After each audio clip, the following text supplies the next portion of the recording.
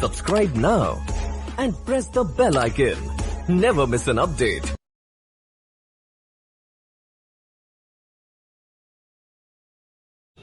Five seconds. We need to reform the industry. Broadly speaking, every industry and industrialist is entitled to grow to their fullest potential, but without recourse to unethical practices or evasions of dues to the state. We need to also reform the mentality of the common citizen. He must realize the imperatives of hard work, quality work, and discipline. Responsible citizenry demands no less, and bearing those who belong to the weaker sections of the society and hence deserve all the support of affirmative the society and hence deserve all the support of affirmative action that we can render unto them. The others should begin to respect the laws which fashion and govern a sound economy, which means they must pay for what they use, and yes, they must also what they pay for. In short, the nation as a whole needs to reform itself in order to be able to effectively face the new challenges and seize the new opportunities of the 21st century. Let us together create a mindset revolution to harmonize the objectives of economic liberalization and social liberation. Let us together build a strong, prosperous, and self-confident India, freed from the curses of mass unemployment, illiteracy, and other manifestations of underdevelopment. And let us make India a global economic power in the 21st century. The key to translating this vision into reality is growth with employment and equity.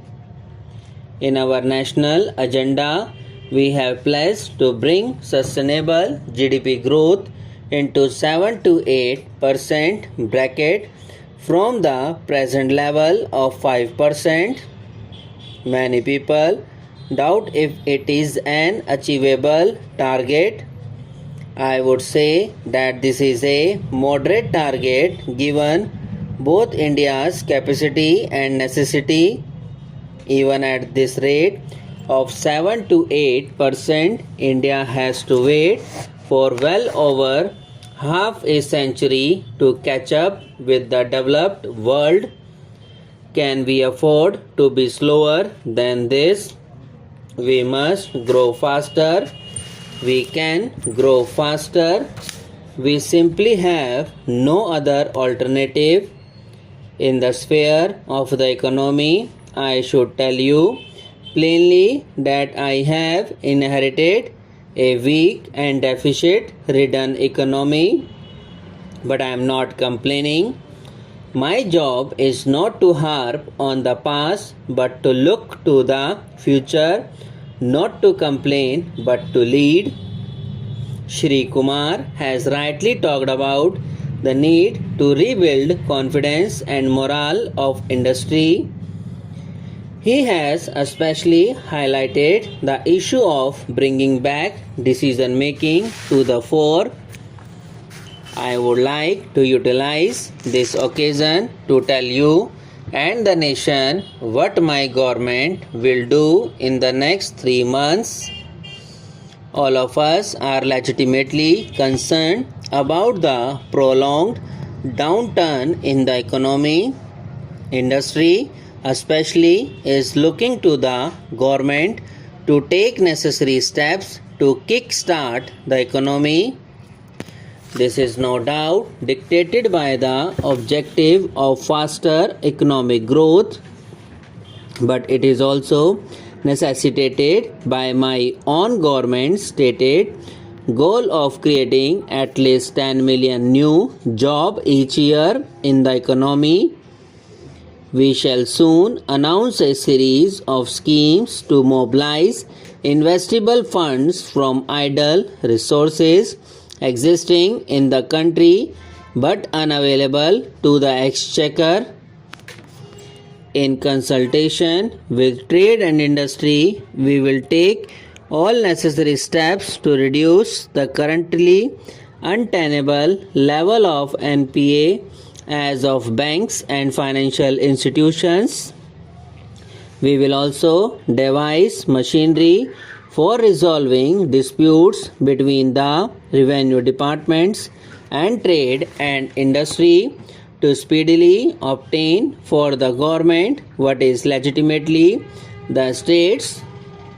Also, stable policy measures will be taken to tap new and unconventional sources of funding such as debt market instrument, pension and insurance funds for infrastructure projects. The government is committed to broaden, deepen and speed up the process of internal liberalization. In the case of globalization, we will adopt a carefully calibrated approach for reasons most of you appreciate.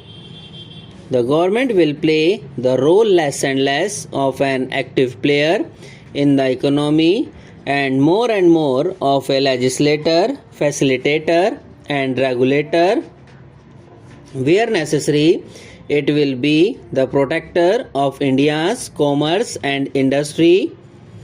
My government's relationship with industry will be based on trust, not marred by mistrust. I come from a political tradition that does not look upon commerce and industry with suspicion when it was conventional political expediency to decry entrepreneurship. We championed their cause. As a government, we will do more. As a commission to comprehensively review in a short time frame all the administrative laws, rules and regulations governing industry and trade, such of them which have outlived their utility will be either totally scrapped or radically simplified. With this move, we aim to enable Indian entrepreneurship, small, medium or big, to create more wealth for themselves and the nation. The Companies Act will be drastically overhauled. The Foreign Exchange Regulation Act will be replaced with a legislation consistent with the current needs. We will ensure that crucial government orders are not passed without first ascertaining their consequences on domestic industry. Many of the problems faced by industry are at the state and local levels as such. Now, we need to reform the industry. Broadly speaking, every industry and industrialist is entitled to grow to their fullest potential, but without recourse to unethical practices or evasions of dues to the state. We need to also reform the mentality of the common citizen. He must realize the imperatives of hard work, quality work and discipline. Reasonable citizenry demands no less, and bearing those who belong to the weaker sections of the society and hence deserve all the support of affirmative action that we can render unto them.